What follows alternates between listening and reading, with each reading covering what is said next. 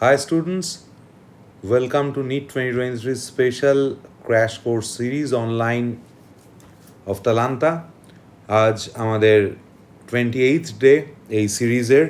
তো আজকেও আমরা কেমিক্যাল বন্ডিং যে চ্যাপ্টারটা তার উপর কিছু ইম্পর্ট্যান্ট এমসিকিউ করে নেব। আমার এটুকু কনফিডেন্ট আমি যে আমরা প্রায় 3টে থেকে 4টে কেমিক্যাল বন্ডিংয়ের ওপর নিউমেরিক্যালস দিয়েছি। কেমিক্যাল বন্ডিংয়ে 1টা থেকে 2টো প্রবলেম আসবেই ফর শিওর, এবং ওই 4 থেকে 8 নাম্বার এই কটা ভিডিও ভালো করে বুঝে দেখে করলেই কনসেপ্ট অবশ্যই কমন পাবি। তো তাই এই ভিডিওগুলোকে ভালোভাবে রেগুলার ওয়েতে দেখতে থাক। তো আমরা শুরু করি আজকের প্রথম কোয়েশ্চেন দিয়ে। Identify the incorrect statement related to PCl5 from the followings. Option A, 3 equatorial PCl bonds make an angle of 120 degree with each other. হ্যাঁ, এটা ঠিকই আছে, কারণ PCl5 তার স্ট্রাকচার তো এরকম হয়, দুটো axial bond and 3 equatorial bonds আর প্রেজেন্ট। তো অ্যাক্সিয়াল এদের মধ্যে ইকুইটোরিয়াল অ্যাক্সিয়ালের মধ্যে অ্যাঙ্গেল হয় 120 ডিগ্রি, মানে ইকুইটোরিয়ালগুলোর মধ্যে ইকুইটোরিয়াল বন্ডগুলোর মধ্যে এন্টায়ার অ্যাঙ্গেলটা 120, আর অ্যাক্সিয়াল ইকুইটোরিয়ালের মধ্যে হয় 90 ডিগ্রি। তাহলে এটা ঠিক আছে। তারপর বলছে 2 axial PCl bonds make an angle of 180 degree with each other. হ্যাঁ, সেটাও ঠিক। তারপর বলছে axial PCl bonds are longer than equatorial bonds. হ্যাঁ, ট্রাইগোনাল বাইপিরামিডাল স্ট্রাকচারে PCl বন্ডসটা লঙ্গার হয় দেন, মানে অ্যাক্সিয়াল বন্ডটা ইকুইটোরিয়ালের থেকে। PCl5 molecule is non reactive না, PCl5 অবশ্যই রিঅ্যাক্টিভ, তাড়াতাড়ি রিয়াকশানে টেক পার্ট করে, যেমন অ্যালকোহল ROH, তাতে PCl5 দিলে উই গেট RCl। তো PCl5 তো কুইকলি ডিসোসিয়েট করে যায় PCl3 আর Cl2-তে, সেটা রিঅ্যাক্টিভ বলেই তো ডিসোসিয়েট করতে পারে। তো তাই PCl5 is a reactive molecule, not a non reactive molecule. তাহলে option D is incorrect. Next question 2, during the change of O2 to O2 minus, the incoming electron goes to the orbital. Electron O2 molecule থেকে যখন released হয় তার molecular orbital থেকে, সেটাও antibonding পাই star থেকে হয়। যখন O2-তে ইলেকট্রন ইনজার্ট করে তখনও সেটা অ্যান্টিবন্ডিং পাই স্টারেই ইনজার্ট করে। এটা ইনফরমেশানটা খেয়াল রাখবি, বিভিন্ন সময় কাজে লাগিয়ে এটা এমসিকিউ এসছে। তাহলে এখানে অ্যান্টিবন্ডিং পাই বলতে যেটা রয়েছে একটাই অপশান, পাই স্টার 2pz, মানে option C is the correct answer. Next will move to question 3, the CC bond length is maximum in. তো এখানে প্রথম অপশান বলেছে গ্রাফাইট, তারপর বলেছে C70, তারপর বলছে ডায়মন্ড, তারপর বলছে C60। এখানে যেটা হচ্ছে ডায়মন্ডের যে সিসি বন্ড, এখানে এই ইনফরমেশানটা খেয়াল রাখবি, সেখানে শুধুমাত্র CC sigma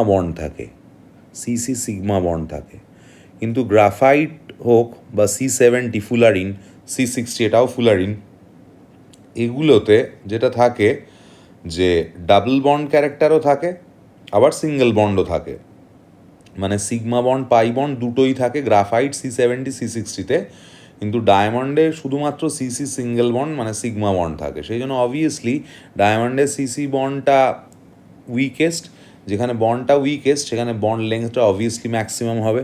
option C is the correct answer. Will move to question 4, the isoelectronic set of ions is.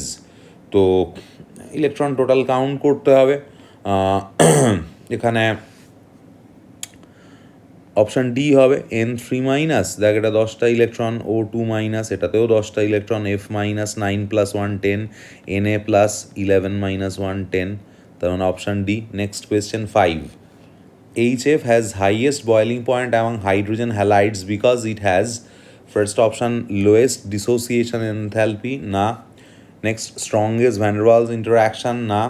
Strongest hydrogen bonding, obviously এখানে খুব স্ট্রং হাইড্রোজেন বন্ডিং হয় HF-এ, করে জিগজ্যাগ স্ট্রাকচারে থাকে HF নেচারে। তো option C is the correct answer. Next, among the following molecules or ions C22 minus N22 minus O22 minus and O2, which one diamagnetic and has the shortest bond length?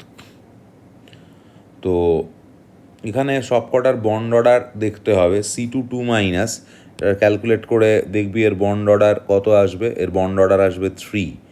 N22 minus এর bond order আসবে 2। O2 এর bond order 2 আর O22 minus এর bond order 1। Strongest shortest bond length মানে bond order যেখানে highest হবে, তো obviously C22 minus, এবং diamagnetic যাতে total number of even number of electrons থাকে সেটা ডায়াম্যাগনেটিক হয়। C22 মাইনাসে টোটাল ইলেকট্রন কাউন্টস হচ্ছে 14, তাহলে সেটা ইভেন নাম্বার, তাহলে সেটা ডায়াম্যাগনেটিকও। তাহলে 6A is the correct answer. Next question 7, in which of the following processes the bond order has increased and paramagnetic character has changed to diamagnetic? তো 7A N2টা itself diamagnetic, N2 plus যখন হচ্ছে সেটা paramagnetic হচ্ছে, তাহলে এটা হবে না। NOটা paramagnetic ছিল, NO প্লাস ডায়াম্যাগনেটিক হচ্ছে কারণ NO প্লাসে 14 electron even number, NO 15 electron odd number, এই কারণে। আর বন্ড অর্ডারটা NO থেকে NO প্লাস যখন হবে তখন তোরা ক্যালকুলেট করে দেখবি বন্ড অর্ডারটাও ইনক্রিজ করে যায়। তো তার মানে ওই option B is the correct answer. এটা হলো। নেক্সট কোয়েশ্চেন 8 বলছে the correct stability order of the following resonating structures is. চারটে স্ট্রাকচার দেওয়া আছে, এদের স্টেবিলিটির অর্ডার। তো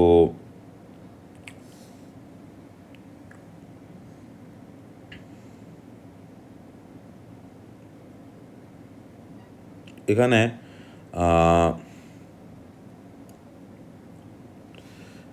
যেটা হবে এইখানে একটা মাইনাস চার্জ থাকবে। তো প্রথমে আমরা এখানে সবগুলোই চার্জড, তাহলে সেভাবে আমরা ডিসক্রিমিনেট করতে পারবো না। তারপর আমরা নাম্বার অফ কোভ্যালেন্ট বন্ড বা পাই বন্ড দেখব। এই স্ট্রাকচারে আর এই স্ট্রাকচারে দুটো পাই বন্ড আছে, তাই 1 আর 3-এর স্টেবিলিটিটা 2 আর 4-এর থেকে, কারণ 2 আর 4-এ একটা করে পাই বন্ড আছে, 2 4-এরটা কম হবে, 1 3-এরটা বেশি হবে। তো সেই লজিকেই তুই দেখ বেরিয়ে যাচ্ছে যে 1 3 সব বেশি আছে 2 4-এর থেকে, একটাই অপশানে এখানে, তাহলে এটাই হবে। 1-এরটা কেন 3-এরটার থেকে বেশি স্টেবল, কারণ 1-এ ইলেকট্রোনেগেটিভ নাইট্রোজেন নেগেটিভ পাচ্ছে আর 3-এ কার্বন নেগেটিভ পাচ্ছে। আর 2 আর 4-এর মধ্যে 2টা মোর স্টেবল দেন 4, সেখানে যে জায়গাটা আসছে যে 2-এ মোর ইলেকট্রোনেগেটিভ নাইট্রোজেন নেগেটিভ পেয়েছে, কিন্তু 4-এ মোর ইলেকট্রোনেগেটিভ নাইট্রোজেন পজিটিভ পেয়েছে। So 4 is obviously less stable than 2 according to the condition of stability of the resonating structures. তো তার মানে option B is the correct answer. Next will move to question 9, the acid having O bond is, O bond means peroxy bond. তো কোনটায় peroxy bond আছে? H2S2O8, এটার নামই হচ্ছে Marshall acid or per di sulphuric acid. Marshall acid or per di sulphuric acid, তার স্ট্রাকচারটা এরকম হয়, S double bond O OH O S double bond O OH। তো এই যে ও লিঙ্কেজ থাকছে, এটার নাম হচ্ছে Marshall acid or per di sulphuric acid. Next question 10, assuming 2s2p mixing is not operative, the paramagnetic species among the following is. তো 2s2p mixing operative না হলে প্যারাম্যাগনেটিক স্পিসিস এই C2 যেটা সেইটা হয়। এটা অনেকটা এমও থেকে অনেক লজিক্যাল ডিসকাশন এর জায়গা রয়েছে, কিন্তু যেহেতু এটা MCQ ডিসকাশনের ইন শর্ট ক্লাস, তাই আমি এই 2s2p মিক্সিংয়ের যে মলিকুলার অরবিটাল ডায়াগ্রাম দিয়ে অ্যানালিটিক্যাল ট্রিটমেন্ট, সেটার আমি এখানে ডিটেল গেলাম না। এটা জাস্ট আপাতত এটা খেয়াল রাখিস যে এই C2টা প্যারাম্যাগনেটিক হয়ে যায় যদি 2s2p মিক্সিংটা অপারেটিভ না হয়। তো এই ক্লাস আজকের এই অবধি। আশা করি তোরা নতুন কয়েকটা জিনিস শিখলি। ভিডিওটাকে লাইক করিস, বন্ধুদের সঙ্গে শেয়ার করিস। যারা আমাদের চ্যানেলে নতুন প্রথম আজকে, তারা আমাদের ইউটিউব চ্যানেলকে সাবস্ক্রাইব করিস to be updated with time in the 4 subjects: physics, chemistry, mathematics and biology for 11-12 level boards and competitives. Thank you for watching. Thanks for sharing good words about Talanta. Thanks for sharing our the videos of Talanta. Signing off for today. See you soon.